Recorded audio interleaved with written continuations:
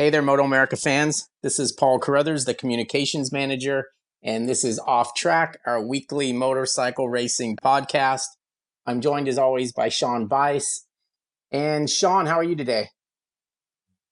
I'm good. We just had a rainstorm come through, and anyway, I'm sitting in the car, but not because I'm still driving back from Road America. I didn't make it back from that trip here to Ohio, but yeah. So if I sound even more bizarre and boomier than normal, that's why I've got a little concert going on here, right just in my car. So very very excited about our guest today, though. Excited to talk to him. Yeah, and I was, before we change the subjects and talk to our guest, I thought the Road America event was about as perfect as you could get considering the circumstances we were all working under. Yeah, I mean, let's talk about that for a minute because it was admittedly weird. I mean, it was weird for us because we're so used to going down into the paddock and talking to the riders, talking to the teams, and everybody was so into social distancing and wearing their masks that sometimes it was difficult to even recognize people, and other times, it was hard to talk to them just because of masks and things like that. And it was weird on the podium because as excited as we all were about the winners and they were about themselves, it really, it's obviously a sport for fans, and without our fans and the energy that they bring, it's really hard to to have racing like that. So, but we did get it done. So it was actually, I didn't think it was odd as what I anticipated it to be. I thought obviously the podium ceremonies were a lot different, and with the announcers and stuff, interviewing them with a boom mic, and then us going in the press conference behind the winner's circle with it just being us and the riders and social distancing and all that. But when it really hit me that it was different was when like you'd go out to places where there were ordinarily crowds and there was just nobody there, and then it kind of turned into feeling like it was a test session or something, But man, once they actually dropped the flag and started racing motorcycles, to me it was no different. Oh man, the on track action was so good. I mean, all the battles were good, and it really was absolutely the same. And the riders even said that. I mean, they when they're on their sighting lap or obviously on their cool down lap, that's when they really notice the fans. But when they're in race mode and going around the track, they're focused anyway. So probably from that perspective, it was no different for them, and certainly for us, it wasn't either. I mean, I think the biggest thing for me is the fact that I like to get out and try to talk to as many people as I can, and you don't feel comfortable and you don't recognize people. So I was like, I can't. I think I talked the least that weekend. Well, I talked to you a lot, so I made up for it. But Yeah, see, you like to talk a lot, so it's probably you notice it more than I did. I don't want to talk to anybody anyway, so I just, it was perfect for me. exactly, So anyway, exactly. look, let's get one thing I got to talk about real quick is like I don't know about you or what your thoughts were on it, but I thought Cameron Beaubier just has taken things to a complete other level. You see this with guys. It's funny because with him, I thought we probably had already seen that, but I think this shows that we may have thought we saw him at his best, but we hadn't yet. And I don't know if you agree with me, but he was on a complete other level from the time they rolled the thing out of the truck. He's just ripping off 12s when no one else is even close, and all he did was get faster, and it was just like I think he's just full of confidence. I think he had a good off season, and I think he's just turned a page on those guys. Yeah, and I mean with Cameron, it's so effortless when he does it. I know in the past I've witnessed him doing things, and I've told him this before, and I've seen Kevin do this. I've seen Wayne, lots of riders do things that I'm like, I don't even know how you just did what you did. And I used to say that to Cameron a lot of times, but he was on such a different level that he didn't even do some things that really seemed miraculous. It just looked like he was very calm on the bike. He's got a quiet confidence to him, and I know that Richard is full on in love with the kid and the feedback he provides. And despite, the issues that they were having with the oil level or whatever during that, he was completely unfazed by anything that was going on. He just got on the bike and had confidence that he was going to be able to ride it. So it was absolutely something to see him. He is on another plane. Yeah, those guys. Hopefully they can get things together a little bit better and close the gap a little bit because They're a little bit behind now, but I think the way things go, everyone usually gets a little bit more competitive, and I think they'll gain on them. I'm not sure about beating them yet, but at least it gives them something to shoot for. Anyway, look, let's get started with our guest today. I'm excited about this. I've known Kevin Schwantz since he was a young lad, and I was actually pretty young myself, but not quite as young as him. But I remember seeing him race when he first came to AMA racing, and I was told, you got to watch this Kevin Schwantz kid. And I think my first race, I wasn't even working for Cycle News, but I was covering the event for Cycle News at Sears Point, or Infineon Raceway is what it's known as now. And by the time I got there, he'd already broken his collarbone riding somebody's Ducati. So I didn't get to see him ride. But from then on, obviously my career and his career, we were pretty much in the same spot, at least when he was in AMA racing. He wasn't here for that long, but it was fun to watch him ride. It was fun to watch him. Kevin was just always a great guy to work with, because he liked to have fun, and him and I had a lot of fun together. We got into trouble together. We did all kinds of good stuff and bad stuff, but we always had a good time. But what I liked about Kevin is he was always that way. He never really changed. Even when he was world champion, he didn't change. He's always just been the same guy that I remember when he was 20 years old or whatever. So that's kind of cool. But anyways, our guest today obviously is Kevin Schwantz, 1993 500cc world champion. And we're not even going to get fired for having him on the show. Everyone's like, oh, you're having Kevin Schwantz on the show? What's your boss going to say about that? Actually, Wayne was the one that set this thing up. He's like, oh, you got to have Kevin on the podcast. I'm like, oh, really? He's like, oh, yeah, it'll be great. Have Kevin on the podcast. So here we have today Kevin Schwantz. Obviously, his rivalry with our boss, Wayne Rainey, is well known throughout the world. These guys raced together from the beginning until the end. And Kevin, welcome to the show. Thanks, Paul. Thanks, Sean. I guess the first things first. Happy 59th birthday yesterday, Paul Carruthers. Oh, you bastard. Yes. Old man. Old man Paul. God dang it. 59. I thought you and I were closer to the same age. I didn't know you were that much older than me. Yeah, well, I'm shut up. It's not that much. I think I'm like six months younger than Wayne. So it kind of goes Wayne, me, you. Yeah. Unfortunately in the wrong order. But anyways, I'd be in the middle either way.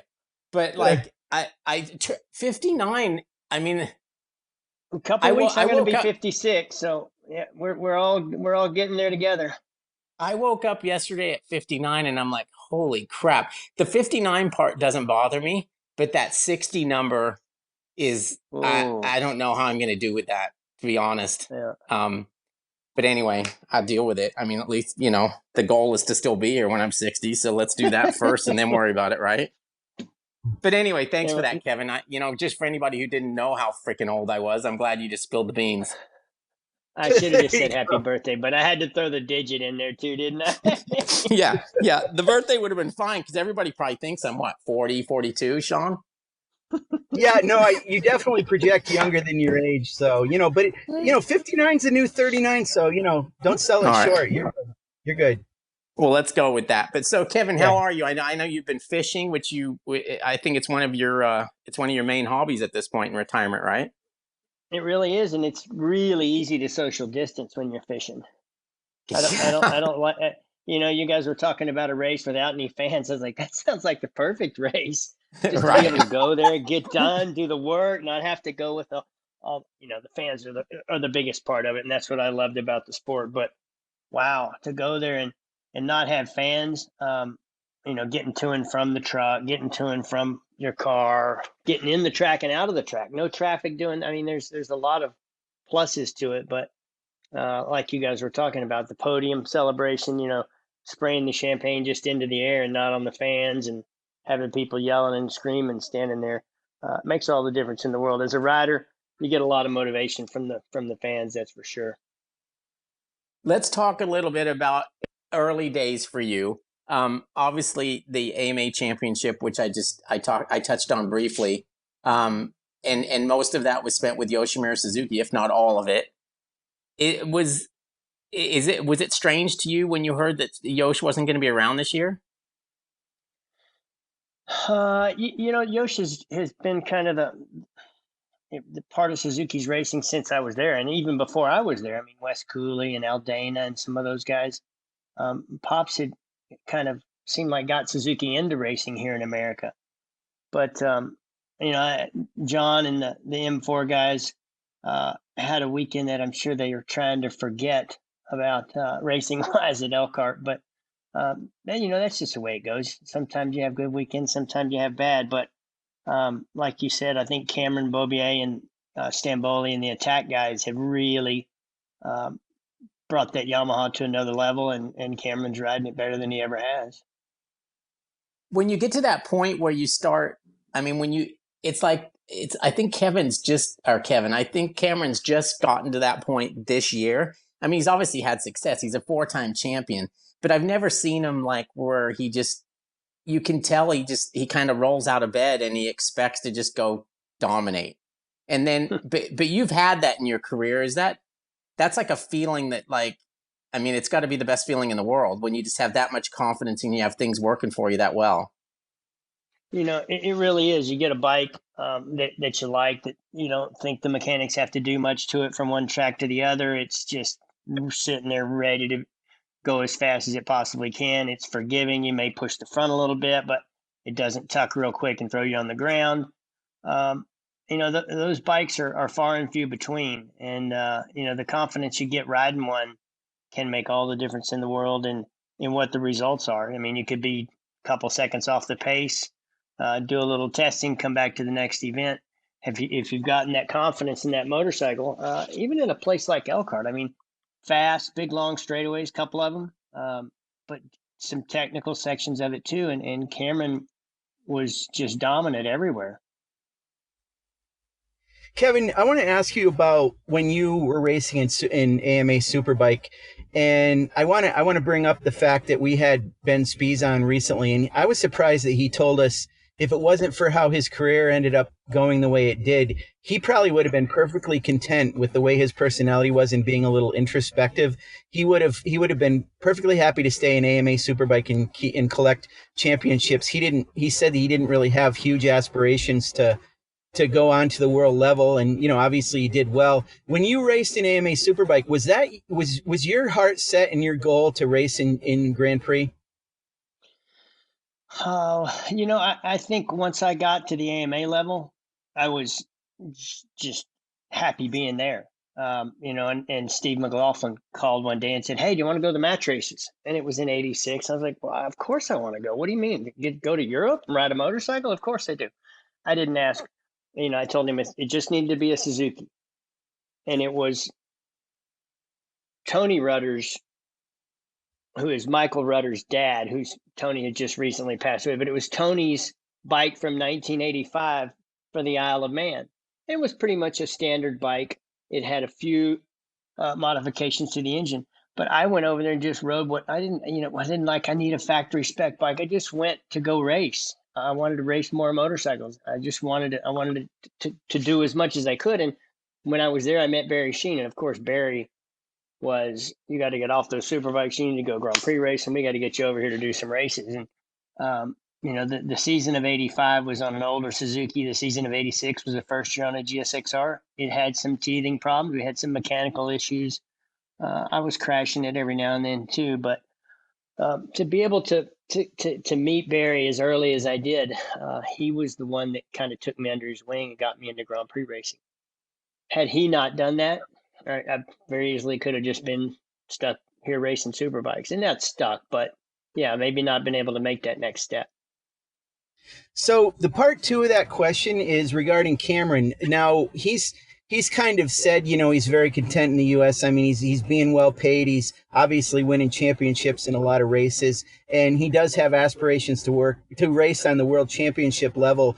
But it seems like the fans and other people almost want him to do that more than sometimes he does, and he wants it to be the right situation that he can get into. I mean, can you identify with that, with the fact that his position where it's at in the U.S., and can you understand why he maybe is not so like, hey, hold on, not so fast. I've got a good thing going here. I want to keep doing it. Does that make sense to you? Absolutely. And Cameron's been to Europe. He's ridden some Grand Prix bikes, and he kind of struggled, and not that he struggled, but he just had probably the best, or for him the worst teammate ever in Marc Marquez. To go there and have to try and figure out how to be competitive with that guy, I'm sure would be difficult for anybody. Cameron's doing a great job here in the U.S. He's a great rep for Yamaha, for Attack, for everybody that he's affiliated with, and go to the races on Thursday, go fly home Sunday night or Monday morning, not have to travel the world.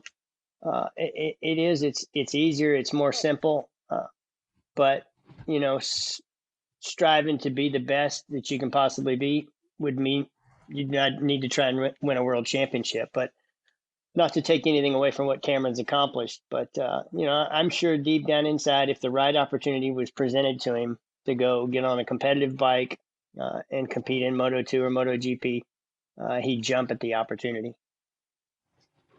Let's go back a little bit again, because I remember when you first went to Europe, you were doing those wild card rides on I don't know if they were old beater 500 Suzukis or what they were exactly, but I remember I was at Le Mans. I couldn't tell you the year. 87, I guess it would have been 86, and 87. You crashed in the I think it was in the rain. You crashed in the rain, broke the foot peg off. And then I'm standing there taking photos, and here you come by, and your foot's like just on the exhaust pipe, and you still rode the crap out of it, and you still made an impression enough that people wanted to eventually, have you on the Suzuki factory team.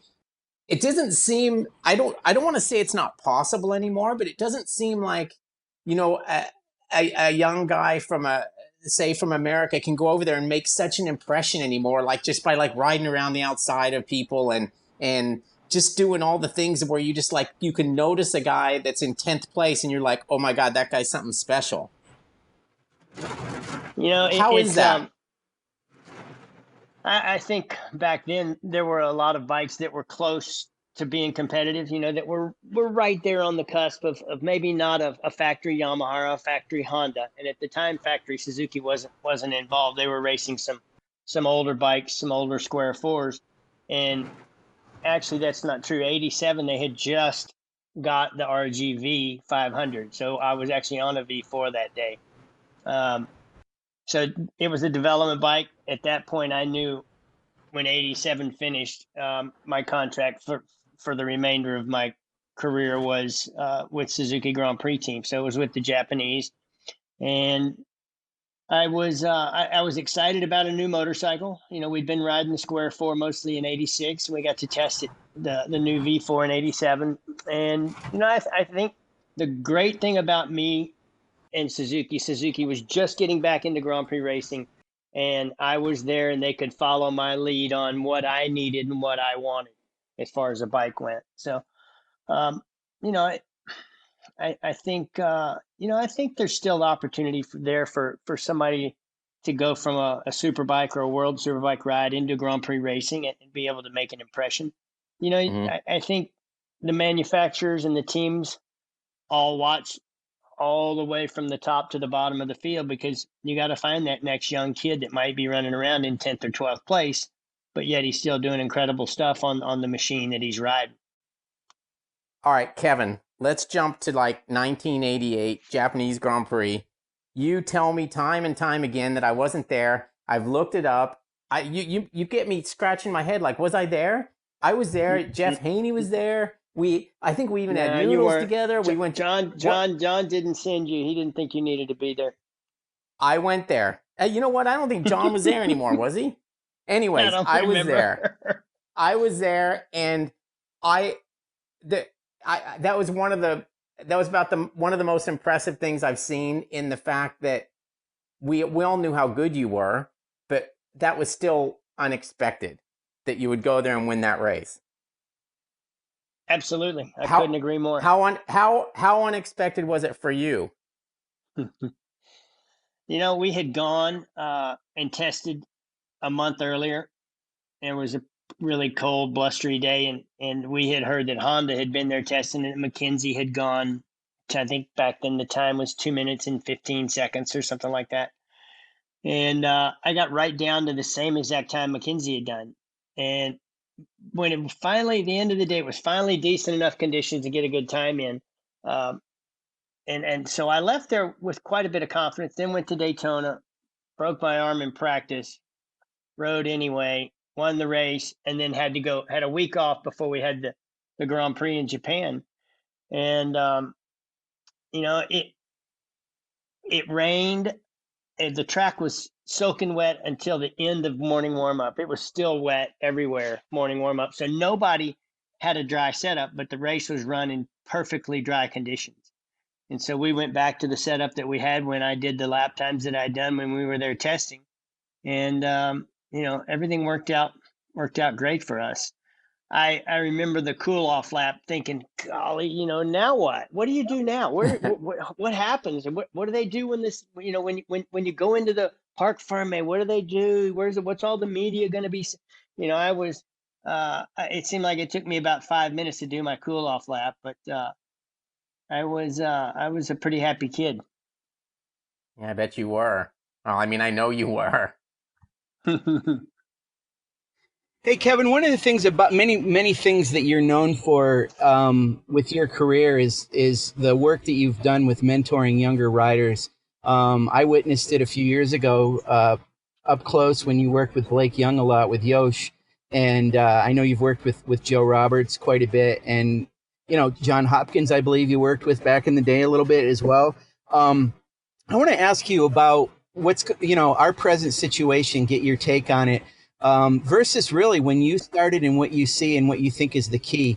Now, we, of course, have a Junior Cup class and then we have Twins Cup, Super Sport, Stock 1000, and Superbike. We have sort of, I call them rungs on the ladder to develop within our series, starting with Junior Cup for a younger rider. But now we've got this Mini Cup by Motul as well, where we've got younger riders on these ovales. So, I mean, I think about when we were younger and we didn't have such a clear pathway to learn how to ride a motorcycle, learn racecraft, and get into MotoAmerica and move up through the series. AMA always had support classes and they had ways to develop, in a smaller displacement class or whatever. But can you compare that to your career and how you started and then what you've done with mentoring riders over the years? And finally, do you think that this idea that we're trying to do with MotoAmerica, what are we missing in our classes and as far as getting riders ready for the world level? I guess the one thing that I see the Europeans doing, especially over the past 10 or 15 years, have done so well is getting kids at really, really young ages on pocket bikes. What I think you said, are they called ovales?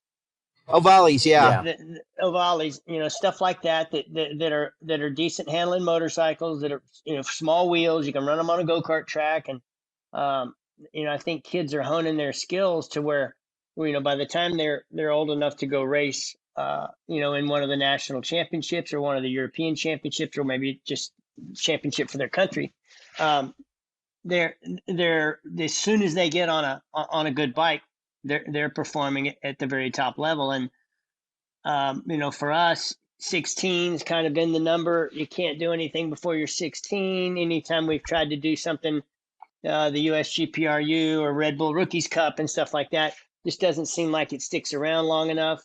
But it's great. I think the class structure that MotoAmerica has right now is good. The Junior Cup is 390s, 400s, R3s. Is there any R3s? I think they were all Ninja 400s, weren't they? There's a couple R3s, but mostly Kawasaki 400s. Yeah. And I think that's a great proving ground to see if road racing is really something you want to do and practice it at a little bit lesser level. The Twins Cup I think is great. It's good to see a good mix of motorcycles in there. SV 650s, Yamaha MT-07s or something is I think the base of most of them. But yep. I think that's a great class, straight on into Stock 1000 or Super Sport 600. I think the stepping stones are all there.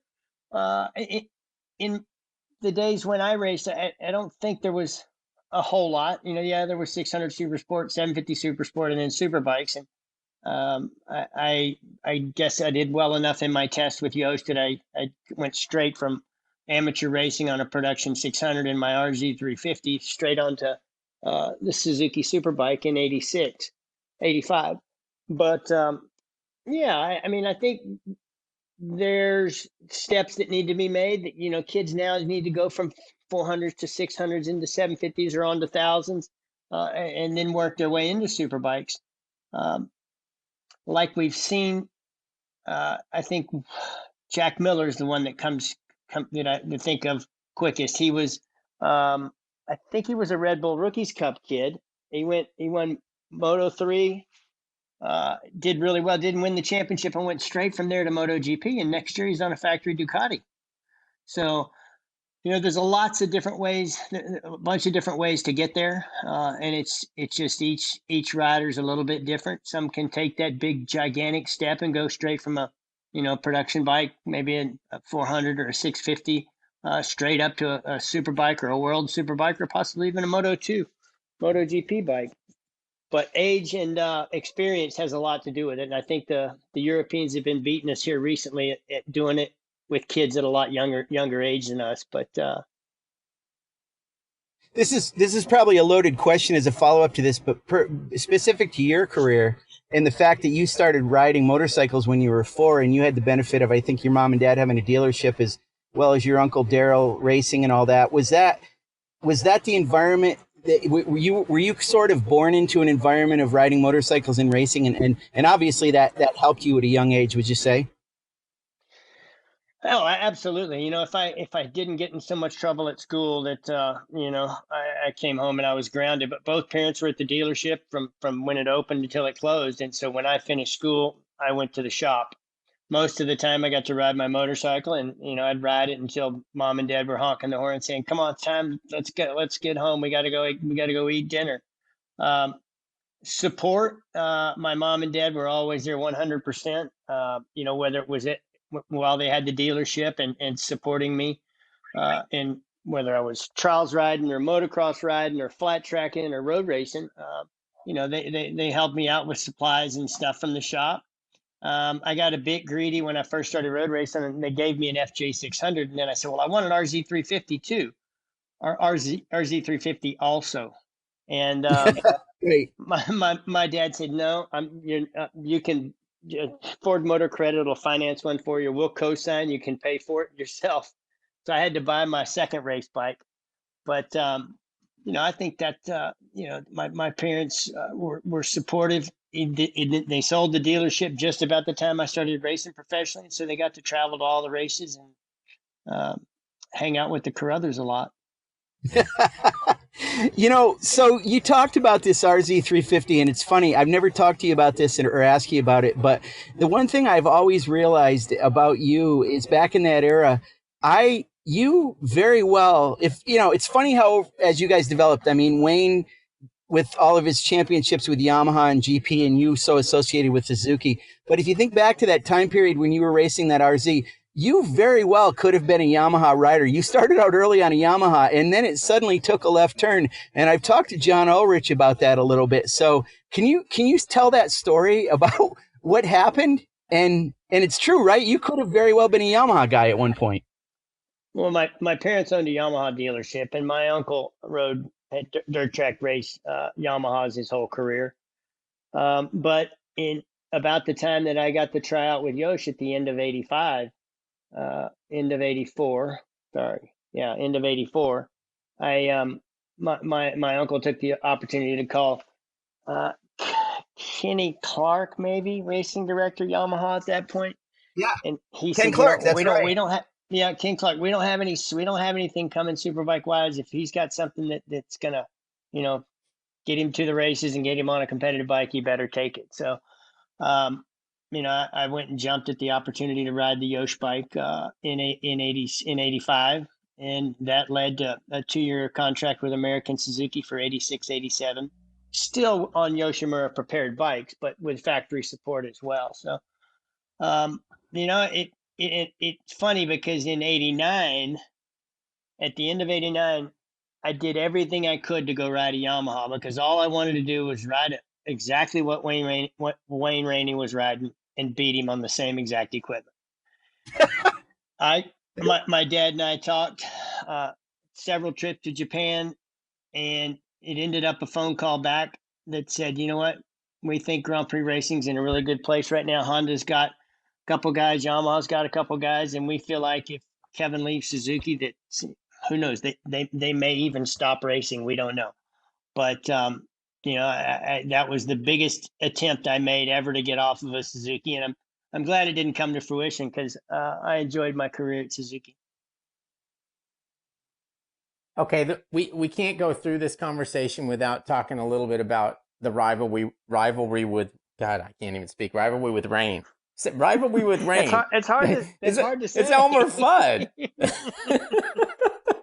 Anyway, the rivalry with Wayne. But anyway, you guys raced together, and I was believe me, I was there and I saw it, and I was a part of it in that I was working for Cycle News, and Sean, it was like. I was nervous when I was talking to Wayne if Kevin saw me and vice versa, because I just was kind of like caught in I mean, I liked them both, obviously, and I was friends with both and had a lot of respect for both, but it was like an odd situation that I didn't want the other one seeing me with the other one. You know what I mean? It was kind of that kind of a situation. But so I did my best to tiptoe through the tulips, so to speak, and get by with that and be friends with both of them. But the rivalry was such that it was, I mean, I think it was actually more than a lot of people think it was. I mean, I remember one time, Sean, Kevin had crashed at Brainerd. I've told this story before, and I'm going to tell it again. Kevin had crashed at Brainerd in turn one, which was like, 180 miles an hour or whatever, and somehow was able to function sort of after that. I mean, he had a bit of a limp, and we were supposed to play tennis that same evening after practice. So of course, when I went up to Kevin, I'm like, okay, we're not playing tennis. Well, he said, no, we're playing tennis. I'm like, why? He says, Wayne's room's right there in front of the tennis court, and he needs to see me still playing tennis, even though I'm hurt. So we went out there and we played tennis, and of course Wayne's room was right there, and I don't know if he'd copped us saying that he saw us or whatever, but anyway, so that's what it was. It was like, it was so intense that those guys, I think it was hatred. But what I want to talk about now is the fact that, as we age, we tend to, I know there's not a lot of people in the world that I don't like, but even the ones that I haven't liked, now it seems like I don't want to not like them anymore. I want to do what I can to be friends with them, or, to at least be civil. And I can see now that you and Wayne have you've evolved your relationship to the fact that, I mean, you're never going to be like best friends, but I mean, you've gotten to the point where you guys can sit down and talk and have a beer and enjoy each other's company. Am I right? No, absolutely. I forget how long ago it was, but I was in Laguna Seca in Monterey for something, and actually Wayne offered up one of his bedrooms at the house. When he had that house, it was big enough for just about everybody in Monterey to stay at. I was a long way from him, but no, he and I think hatred is absolutely the perfect description for it in the beginning. I mean, you couldn't put us in the same room and have either one of us even looking the same way at each other. We would stand and purposely stare the opposite direction, just to never even acknowledge that the other person was in the room. And then as we raced more and more, I think respect took over, and we can sit down and talk about things now. There's a little bit of a rough stretch there for a bit, but it's funny to me to see, and Paul, you just touched on it, somebody that absolutely could not even stand to look at them, be in the same room when they hated to come to respect just about more than anybody else in my entire career. Right. Now, looking back at it as well, I mean, the fact that you guys had the rivalry that you had, I mean, that's what made you guys what you were. If you didn't have a Wayne Rainey, and if he didn't have a Kevin Schwantz, you guys might not have progressed as quickly or even made it to the point that you did. Does that sound right as well? I mean, you may have, but didn't that just, I mean, it was enough drive. If you didn't have enough drive to begin with, that was enough to get you to the next level. Yeah, we're lucky we survived the hatred portion of it because, we took a couple pretty good sticks at each other, sticks, stabs, pokes, whatever. Never actually gloves off, helmets off, swinging at each other, but on track. Um, one that comes to mind is Wayne running into me at Brands Hatch at one of the match races. Committed to this right hand downhill corner, and I mean just getting to the apex, and I mean bam! Here comes the Honda battering ram coming through. We never banged fairings once we got on the Grand Prix bikes, but we cannot say that about super bikes. And I think we tested track limits, just how much elasticity bodywork had, how hard you could hit somebody with something before it actually started breaking things. But yeah, it's all good now. It's funny. I have to add a story to that. This was, Kevin, I don't know if you'll remember this, but a few years ago, back when I was working as a press officer for Yamaha, we had gotten invited to Wayne's house. As you said, the entire city of Monterey could fit in that house, or Carmel or whatever. But I went to this get together one of the nights of the Laguna Seca MotoGP weekend, and lo and behold, Kevin Schwantz is at a Wayne Rainey's party. So I had a moment where I got to spend some time sitting with you, Kevin, and I think I asked you about 35 questions in the space of about 5 minutes. But I had a delightful conversation with you, and I can remember at one point, I think we were outside or something, and I remember looking in, and I could see Mike Guerra, who's an assistant to Keith McCarty, kind of giving me this funny look. So later on, he said something. He goes, "What are you doing talking to Kevin Schwantz?" I said, "You ever talk to the guy? He's actually quite a delightful guy to talk to." And Mike kind of gave me this look, and I'm like, "Hey, if Wayne invited him to his house, I think I can probably talk to him, and it's all going to be good with Wayne." But it's funny. I think it's just the culture and the tall tales about you guys. We all wanted that rivalry to live, and it was always there. But obviously, it's something that the fans probably held on to maybe longer than you guys did. And honestly, Kevin, I have huge respect for you anyway, but certainly from Suzuka a couple years ago when you wore a replica of Wayne's helmet. I mean, that was absolutely cool that you did that, and that showed huge respect. That was awesome. Yeah, no, it was fun. It was I think kind of a surprise. Nobody really knew what was coming, but and I only got to do one stint on the bike, so that year anyway. I didn't do any stints the following year, but yeah, it's it's gone full swing, that's for sure. From hatred to respect. I got Wayne the other day when this was being organized. I looked down at my phone and it's Wayne Rainey. I was like, oh my, wonder what I've done now. But yeah, I mean, he was just as delightful as he could be to talk to. Told me make sure to keep up with what's going on at MotoAmerica, and I told him I would. I was happy to, and that I'd give him my opinion on what I was seeing. Okay, a little bit more on that subject. When most people think of you and think of Wayne, they think of Wayne as this smooth guy who didn't really crash, and they think of you as being the wild guy who did crash quite a bit. How much of that was actually the fact of the different bikes that you guys were riding? I mean, I'm not going to sit here and tell you that the Suzuki was bad by any means, but do you feel a lot of the stuff was caused by the fact that you just had to override the bike? No, I think more than anything, Wayne. I was just looking at the Cycle News interview that just got put up. 84, his first Grand Prix in South Africa. Mm-hmm. The first Grand Prix that he rode a whole season of Grand Prix in 84, didn't he? So he started Grand Prix racing 250s when I started production racing in 84.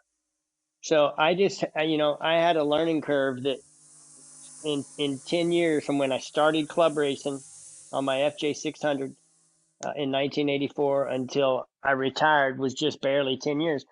I look at the out of controlness, overriding, maybe just not knowing how to communicate well enough what I needed, and the guys just having to kind of guess, my engineers having to kind of guess what it was that I wanted by watching. But I feel like I did it in such a short span of time that, every lap of every practice and qualifying session was just input and knowledge that I was having to try and digest and figure out what to do with. So, I think it was just lack of experience, and I made some mistakes. Had some crashes. I crashed at somebody I was talking to the other day. 89 Grand Prix in Jerez. I was 6 seconds in front. I was 5 seconds in front, 6 laps to go, and Lawson's behind me. And I said, I just need one more good lap. If I can get to 5 seconds, 5 laps to go, no way can Eddie Lawson catch me a second lap. And I crashed that very lap because I had a radial front tire on, and the Michelin guys had told me, Kevin, that tire's going to be junk. About 5 to go. You better be ready. You better be hanging on. And they called it to the exact lap. But did I think about that? No. So, Kevin, one of the things I liked to see when we would go to tracks around the country, and I distinctly remember when we'd go to Barber Motorsports Park, is we'd pull in there for a weekend and we'd see the Kevin Schwantz school truck there, and I would always say, "Oh, Kevin must be doing his school teaching." Do you miss that, doing that? Or was that something where you did it and been there and, it was a lot to do and you're fine with the way things are now? Where are you feeling about that school? And can you tell us how that was for you when you did it?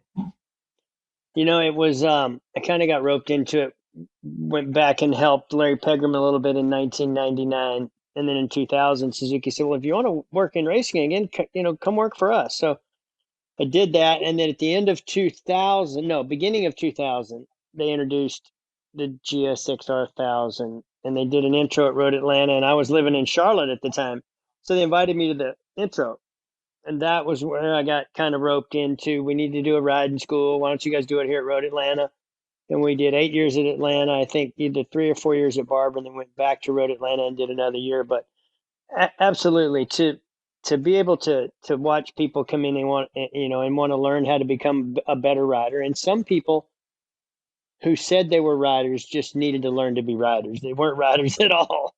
But to come in, to bring somebody in and watch them over a 2-day program, watch them go from being somebody who almost couldn't keep the motorcycle on the track to somebody who had complete control of the motorcycle, maybe not at a great rate of speed, but it's something that they could go ride a motorcycle on the street and be safe doing it. To me, it's something that, being a kid growing up in a motorcycle dealership, I'd go to a friend's house and my buddies would introduce me and say, oh, Kevin, he's the one, his parents own the motorcycle dealership. And the parents arm cross and they kind of look and scowl at you like, we don't really want you hanging around our kids that much. So to be able to try and help improve our image as motorcyclists, any chance I get to do that, I'll jump at the opportunity. And some of the times, we went to Europe and did schools. We went to Greece. We went all over the place, France, Germany, and to get to do that, and all the guys that were my instructors and some of the students that we got to meet, times that me and my instructor still talk about it today. They always come to COTA for the GP. And, we sit around for hours talking about stuff we've done and tracks. And, of course, during school, Kevin did crash one GSX-R 1000 in turn 1 at Road Atlanta. It was a complete write-off. I actually got to do a school with you. I did 2. I did one at Road Atlanta, and then we also did one at Indianapolis Motor Speedway. Yeah, that's right. We did do one at Indy. I forgot. We did several at Indy. Yeah, I was probably an hour or so away from lap record, but the school ended a little early for me. Kevin, it's funny you mentioned about Road Atlanta, and I don't know. For me, when I think of Road Atlanta, I think of it as a Suzuki track. Not necessarily because Suzuki does great there or anything, but they always seem to have been associated with that track. And even more so, I think of that as your track. Do with the school and everything else, do you think you've done more laps at Road Atlanta than any other track in this country? And do you think of Road Atlanta as kind of being your track a little bit as well? Yeah, I mean, absolutely. It was home to us for, like I said, 8 years, and it was a great relationship. And I jump at every opportunity I get to go back to Road Atlanta, and I think Paul Carruthers said he was going to come out and pick me up so that we could go to MotoAmerica this year. Yeah, I'll do that. Well, actually, that's my other question. I mean, I when a few years ago when you were working close with Yoshimura Suzuki and kind of a rider coach or whatever, I mean, I know you worked with Blake quite a bit, and I used to enjoy, seeing you there. You're always real friendly when I was doing stuff with Yamaha, and we get to talk once in a while and stuff. And I really liked you being at the track. Do you think we'll see more of you at any MotoAmerica rounds this year or in the future beyond Coda? Or I'm sure you'll be at Indy, I would think. Yeah, I'll be at some MotoAmerica races. Exactly which ones, I'm not sure. But Laguna's always a fun one to try and get to. Indianapolis, like you just mentioned, I think would be a great one as well. And Atlanta's got a pretty sweet spot in my heart too. So we'll have to probably pick and choose a few, but I don't know that we'll get to all of them. But it's sure neat watching, watching American Championship racing continue to grow and get to that level that hopefully get all those manufacturers back involved and get it back to the level that it was when we were producing world champions here in the U.S. Now you keep a pretty keen eye on MotoGP and Moto2, Moto3, and know a lot of those riders. Do you get calls from anybody? I mean, do you keep your eyes on up and coming riders or maybe even some MotoGP riders and give them advice? Is that something part of your repertoire still? Yeah, Rossi and I talk pretty regularly. Okay, just kidding. He is a buddy of mine, and we do talk occasionally. But it is not about riding or racing motorcycles. It's typically about stuff away from the racetrack. But yeah, I mean, I watch MotoGP just like I watch MotoAmerica every opportunity I get. I try and keep track on the young kids coming up. Try and see what Americans we have that possibly here in America could make that move to MotoGP or World Superbike. And likewise, World Superbike. I think Garrett Gerloff's going to do great this year. He's on a little junior Yamaha team, and hopefully he has some great stuff. Get some really good results if and when they get to racing. But I don't work with anybody directly. I have people call me and say, "Hey, do you want to come to the races? Do you want to coach? You want to?"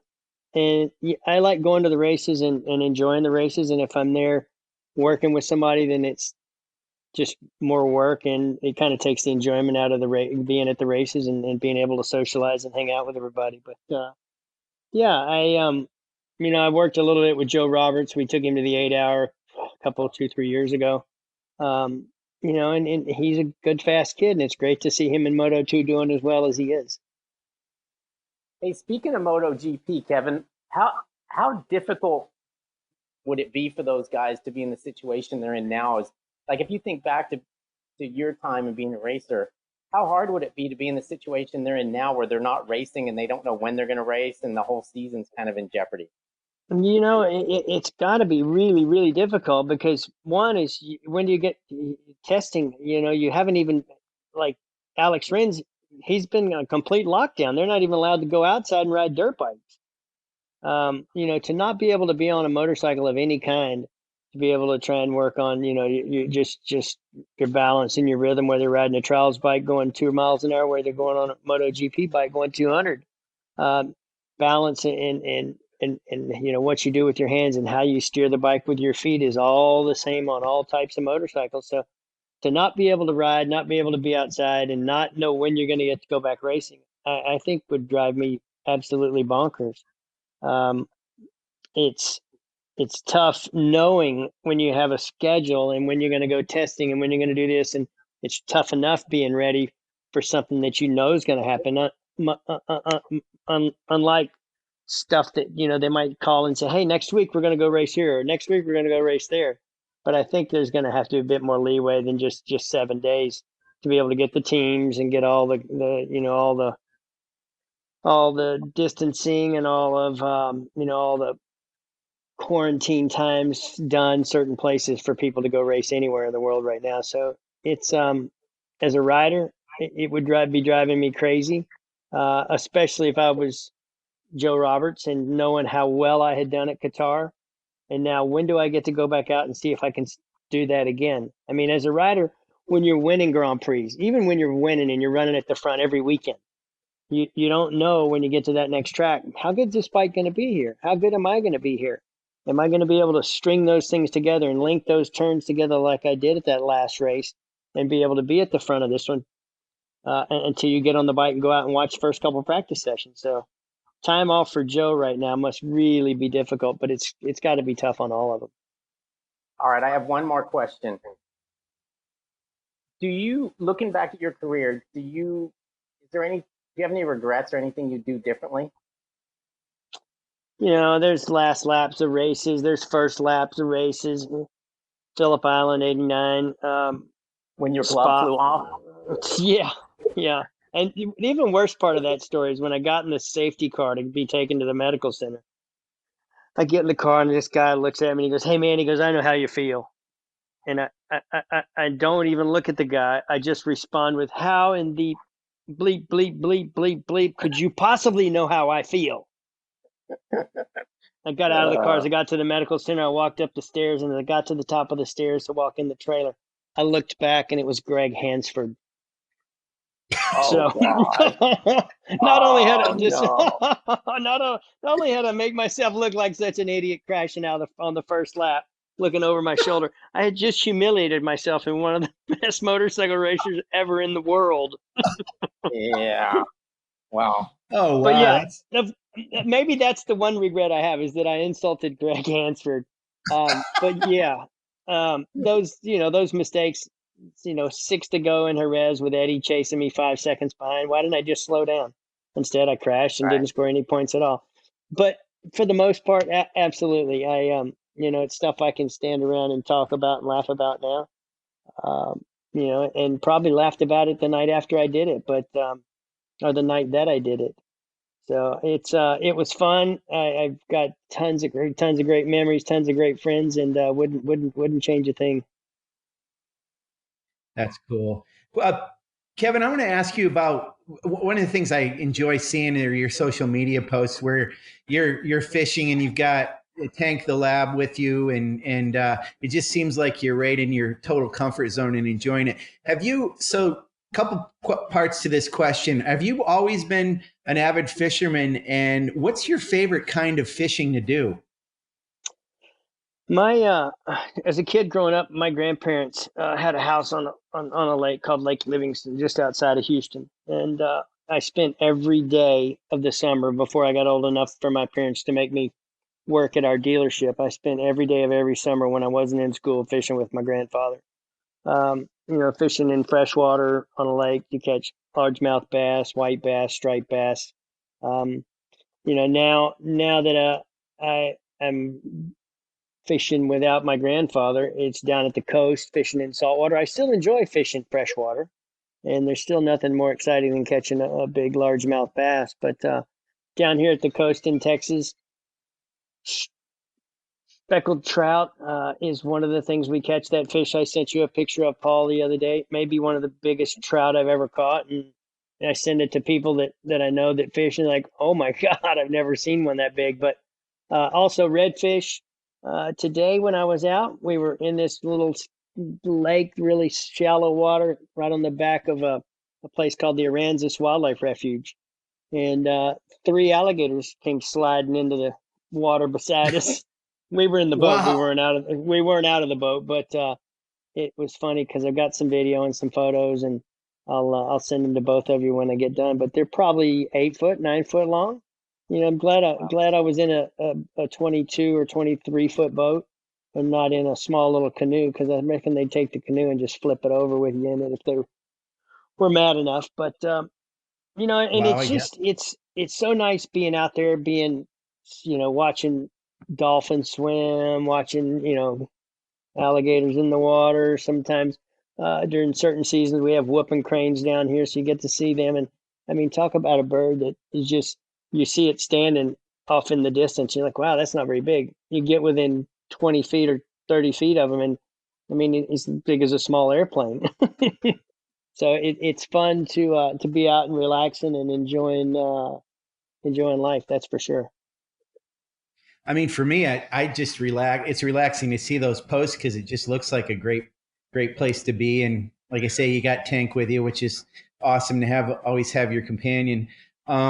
Kevin, thank you for being on this podcast with us. It's we've done a fair number of these, and it was high time we had you on, and we can't wait to have you at one of our rounds and catch up and everything. And you know, it's great that you're focused on the next American champions, just like we are, and wanting that to happen. So thanks so much for joining us.